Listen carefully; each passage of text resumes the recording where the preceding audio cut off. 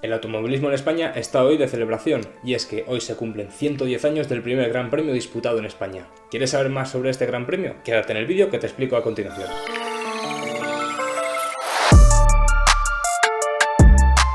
Para comenzar con esta historia, primero nos tenemos que remontar a principios del siglo XX, donde el automovilismo estaba en auge.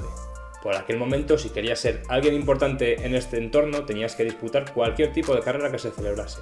Al igual que si tu región querías que fuera respetada, tenías que celebrar también cualquier tipo de evento automovilístico.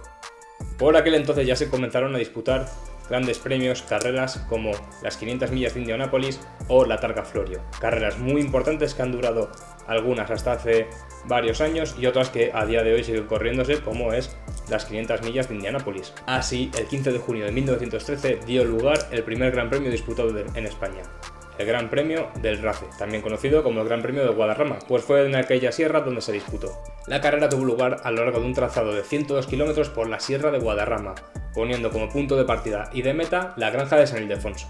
Desde la granja de San Ildefonso partían hacia el puerto de Navacerrada, pasando por Collado Villalba, donde tomaban la carretera hacia Guadarrama. Pasando Guadarrama, continuaban por el Alto del León. Una vez llegado hasta Los Ángeles de San Rafael, se dirigían hasta Revenga, para luego tomar dirección hasta Segovia y encarar el tramo final de vuelta a la granja. El Gran Premio del RACE, pese a llamarse Gran Premio, poco o nada tiene que ver con los grandes premios a los que estamos acostumbrados en la actualidad. Y es que hoy en día estamos acostumbrados a tener grandes premios con parrillas de entre 20 y 22 coches que salen todos en conjunto una vez que se inicia la carrera. En este caso, en este Gran Premio, tenemos una filosofía más parecida a un rally, en el que vamos saliendo los coches de uno en uno, tras la llamada de los comisarios. En este caso, como os he comentado, primero salía el coche número 1, después el siguiente y así sucesivamente. También la filosofía era muy parecida, pues teníamos que parar en algunos checkpoints que teníamos a lo largo del circuito, o mejor dicho, del trazado, donde teníamos que validar una tarjeta donde nos sellaban el tiempo que habíamos realizado entre el primer tramo y este checkpoint y después otra vez hacia la meta. De tal modo que el ganador era quien consiguiera bajar el mayor tiempo posible para dar las 3 vueltas a este trazado. El ganador de la prueba fue Carlos de Salamanca. Si no conoces a Carlos de Salamanca, te explico brevemente. Carlos de Salamanca fue el Marqués de Salamanca, título heredado de su familia. Y es que una de las personas más ilustres de su familia fue sin duda su abuelo, quien construyó el barrio Salamanca en Madrid. Muy pronto Carlos se aficionó a la automoción, consiguiendo grandes resultados y llamando la atención de marcas como Rolls-Royce. Y es que consiguió entablar una gran relación con uno de los fundadores. Una de esas victorias que cosechó fue la que estamos hablando, el Gran Premio del RACE, donde la disputó con un Rolls-Royce.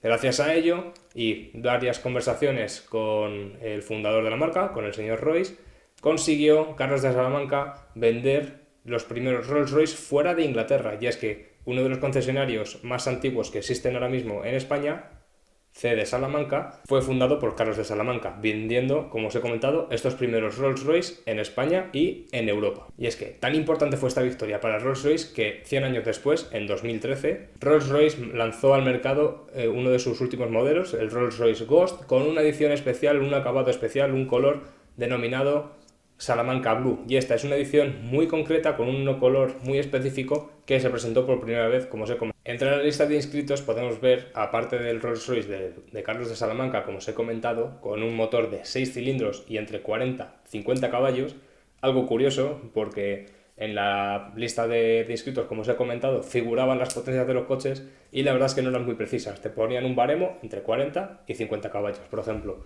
Sin embargo, si nos vamos, por ejemplo, a algún otro coche de algún otro participante, como fue el Mercedes del Duque de Zaragoza, contaba con 4 cilindros y una potencia de entre 16 y 40 caballos, una horquilla aún más amplia.